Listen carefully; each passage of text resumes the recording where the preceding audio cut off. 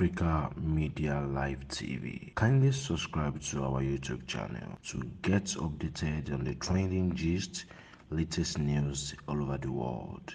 Like our page, subscribe, and share with friends. Thank you. Fatima, mama ṣe tàbí ṣùgbọ́n sórí wa. Bèbí tọpẹ́ ọmọ orí ti dé. Tọpẹ́ kò Fatima, àdúró kábà. Tàbí kábà, bóyá kábà. Òyìnbó onígi, gbogbo sọ́bẹ̀. Sádọ̀ padà fúnra rẹ̀ kò sọ pé ká mẹ́jọ, olórí láǹforí fún. Àǹtí mi ìdáyà. Súnmọ́ mi sí mi ò àǹtí ìdáyà. Ṣé gbowó onígi ilẹ̀ iná? Owó onígi onílé tán. Ẹ̀yin ọ̀lọ́nà méjì. Owó onígi. Mo máa bójú bàrà o. Mo máa bójú bàrà o. Àǹtí mi ìdáyà náà. Àǹtí mi ìdáyà. Súnmọ́ mi sí mi o. Ìrọ̀rùn bá àwọn àbúrò ẹ̀ kò dé ṣètọ́jú wọn tó ń kẹ́ wọn wọ́n ní dúpẹ́ àti ní ìdáyà ọmọ ṣẹ́rù ẹ̀rù ẹ̀ láti bọ̀ ló rán mi gbé ìsọ̀lẹ̀ ọlọ́kùn àdúrótì gbogbo àwọn ọmọ ní ọ̀bílẹ̀ ọdún sọ pé yóò bá sọ̀nà kò ní sẹ́ni sọ̀rọ̀ ọ̀rọ̀ mi létí orin kíkọ. Bàbá ń bọ̀, bàbá rí owó lẹ́ẹ̀mọ́ rárá màmá ọ̀sà mọ́ mi.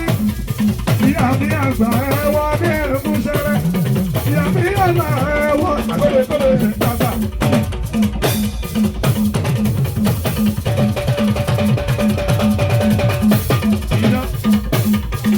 Come on.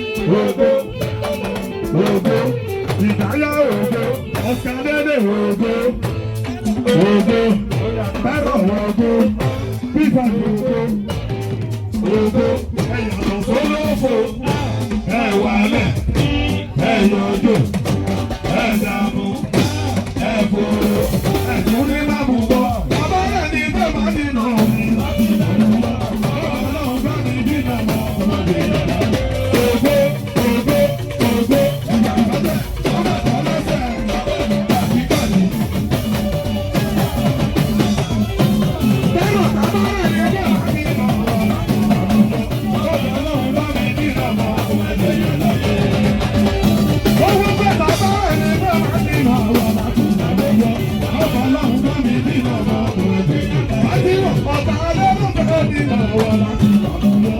Lọ́wọ́ ọlọ́run bá mi dínà mọ́ ọmọdé yàrá yẹn. Ọ̀tá òde eré wá dínà mọ́ láti ìbànújẹ́. Lọ́wọ́ ọlọ́run bá mi dínà mọ́ ọmọdé yàrá yẹn. Amúnisẹ́ ni bá máa dínà mọ́ òyìnbó. Abọ́ ìmọ̀ níṣẹ́ ni bá máa dínà mọ́ láti ìbànújẹ́. Lóde ìwọ ògo. Ògo àtìmọ̀ ìwọ ògo. Ògo ìdáyà ògo. Ògo ẹ̀yàtọ̀ sólófò. Ó wálẹ̀, ó yẹjọ́, ó dààmú, ó fòrò.